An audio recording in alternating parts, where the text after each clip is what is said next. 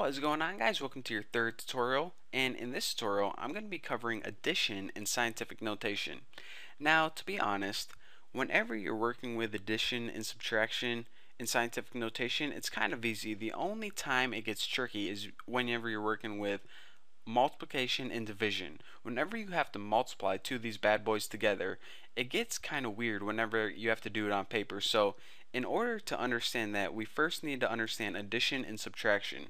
So right here, I'm working with two positive exponents, 10 to the fourth and 10 to the fifth. In the next example, I'm going to be showing you guys -3 and -2, and lastly I'm going to be showing you guys what happens when you try to add scientific notation with a positive exponent with a -1, and it's kind of weird, so just stick with me and just follow along.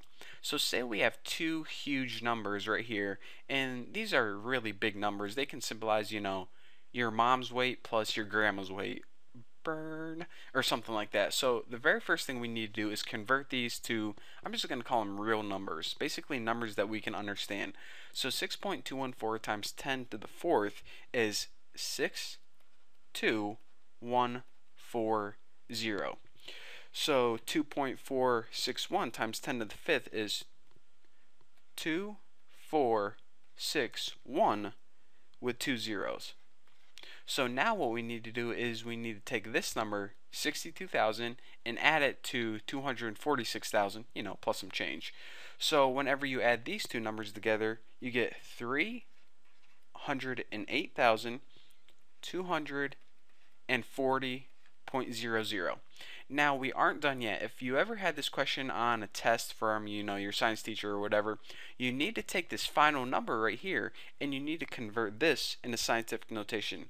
So in order to do that, you want to move the decimal place all the way over here.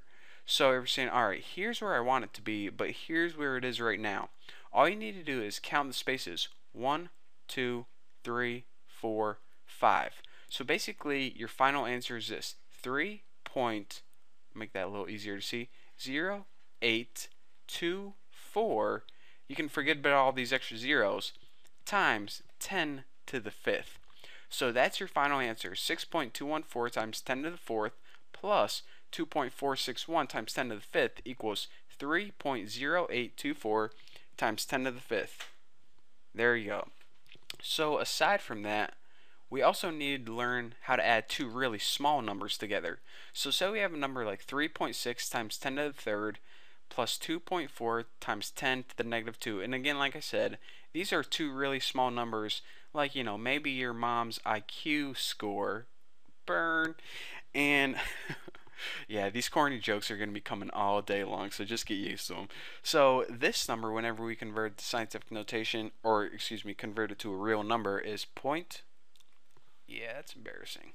Alright, 0.0036.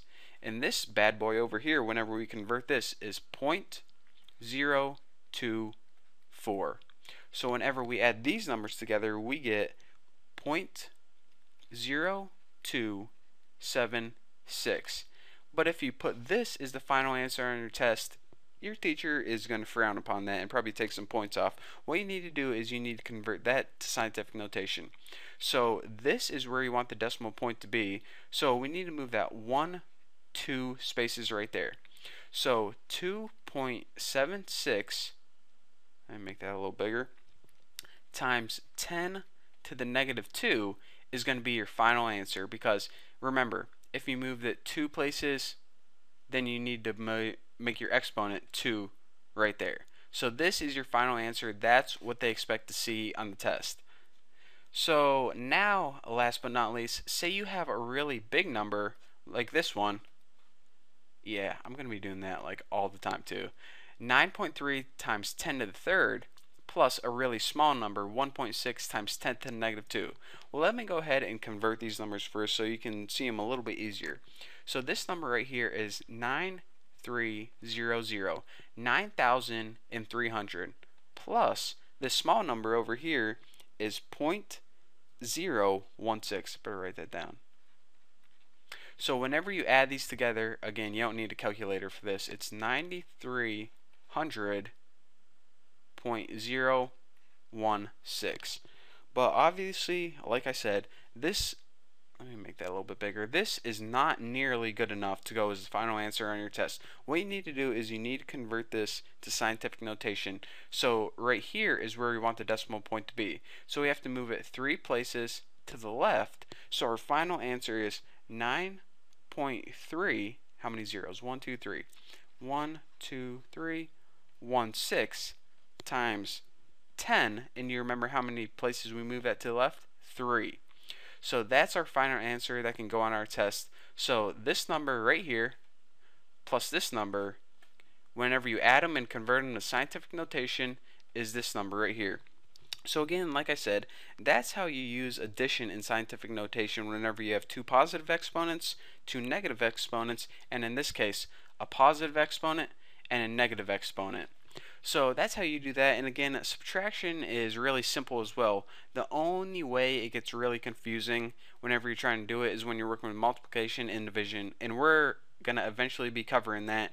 And I'll show you guys a really easy way and some really easy tricks to do that. But for now, thank you guys for watching. Don't forget to subscribe. And yes, in the next tutorial, corny jokes galore. So I'll see you then.